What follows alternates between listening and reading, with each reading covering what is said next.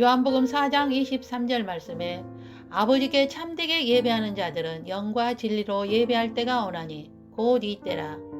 아버지께서는 자기에게 이렇게 예배하는 자들을 찾으시느니라고 말씀하십니다. 하나님께서 이스라엘 백성을 애굽의 종살에서 이끌어내시고 시내 산으로 인도하셨으며 하나님의 언약의 말씀을 잘 듣고 그 언약을 지키면 하나님의 소유가 되어 제사장 나라가 되며 거룩한 백성이 되게 하여 생명의 계보를 이어 영원한 하나님의 나라에서 영원히 함께 살기 하기 위하여 구속하셨음을 알 수 있습니다. 출애굽기 19장 4절에서 6절 말씀 보면 내가 애굽 사람에게 어떻게 행하였음과 내가 어떻게 독수리 날개로 너희를 업어 내게로 인도하였음을 너희가 보았느니라.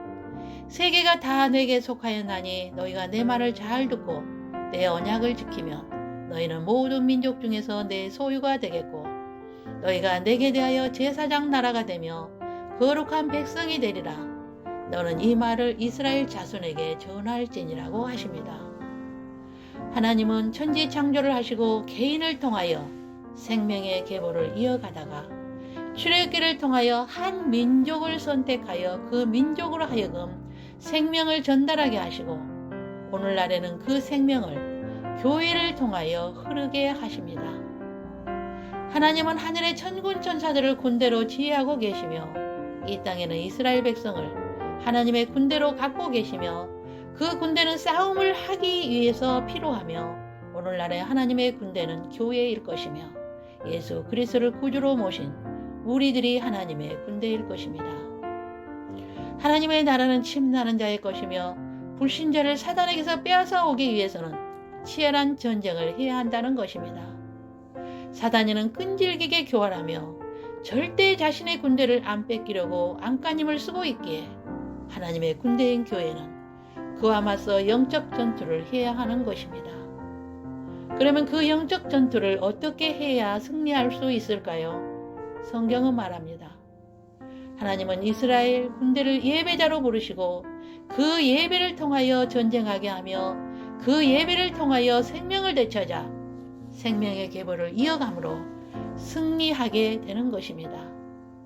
사단이는 하나님처럼 자신을 섬기는 것을 원하며 우리가 하나님을 예배하는 것을 가장 싫어하며 배아파하기에 우리는 예배의 모든 것을 걸어야 할 것입니다. 마귀는 광야에서 예수님을 시험하여 한 번만 자기에게 절하면 만국의 영광을 주겠다고 자신을 섬기도록 요구한 것을 볼 수 있습니다. 그러나 예배는 오직 하나님께만 드리는 것이며 하나님께서 가장 원하시는 것 또한 하나님을 예배하는 것입니다. 마지막 때의 최고의 영적 전쟁은 누구를 예배하는가에 달려 있습니다. 하나님께인가? 적그리스도인가? 그러면 하나님이 받으시는 예배는 어떤 것인가요? 구약에서는 오직 하나님이 명하시는 대로 드려야 한다고 출애굽기를 통하여 말씀하시며 신약에서는 신령과 진정으로 즉 성령과 진리로 드리는 예배를 받으신다는 것입니다. 출애굽기 10장 9절 말씀입니다. 우리가 여호와 앞에 절기를 지킬 것인즉 우리가 남녀노소와 양과 소를 데리고 가겠나이다.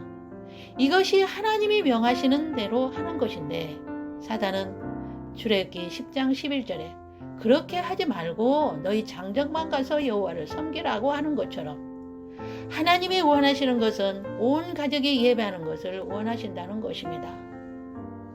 그래서 사도행전 16장 31절에 주 예수를 믿으라 그리하면 너와 내 집이 구원을 받으리라고 하신 것입니다. 우리가 하나님께 예배를 드림으로 말씀을 주시고 그 말씀대로 순종하면 하나님의 군대가 되어 모든 전쟁에서 승리하게 될 것이며 승리하여 생명의 계보를 나를 통하여 쏠 수 있으며 사단을 이기게 될 것을 믿습니다. 하나님께서 예배를 받으심으로 하나님의 영광의 기름 부으심이 내려오며 그 영광의 임재 안에 거하게 될 때에 하나님의 기름 부으심으로 말미암아 하나님의 능력이 임하게 될 것이며 하나님의 영광을 보는 자라면 예배의 모든 것을 걸게 될 것입니다. 다윗은 예배를 통하여 하나님의 영광을 보았기에 예배자로서 생명의 계보를 쓰는 자였습니다. 우리들도 다윗처럼 예배자로서 하나님을 신령과 진정으로 예배드림으로 생명을 받아 생명을 전달하는 자들이 되어 영적 전쟁에서 승리하길 소망합니다. 할렐루야.